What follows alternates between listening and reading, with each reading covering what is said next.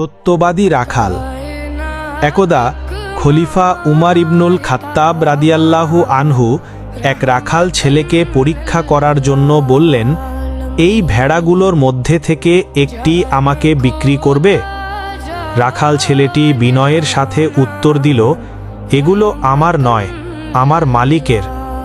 খলিফা উমার রাদিয়াল্লাহু আনহু পুনরায় বললেন, তোমার মালিককে বলতে পারো যে একটি ভেড়াকে নেকড়ে খেয়ে ফেলেছে।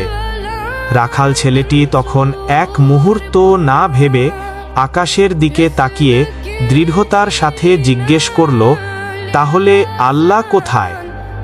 এই ছোট্ট কথাটি খলিফা উমার রাদিয়াল্লাহু আনহুর মনে গভীর রেখা টানল।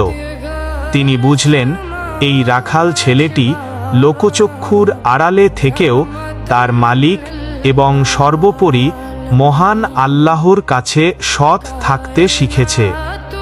খলিফা উমার রাদিয়াল্লাহু আনহু রাখালের মালিকের কাছ থেকে সেই রাখাল এবং তার ভেড়ার পাল কিনে নিলেন এবং রাখালটিকে মুক্ত করে দিয়ে ভেড়াগুলো উপহার দিলেন।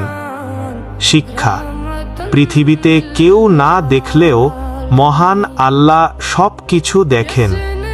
আমাদের প্রতিটি কাজে সততা ও আমানত বজায় রাখা উচিত, কারণ আমাদের রব সর্বদা আমাদের দেখছেন।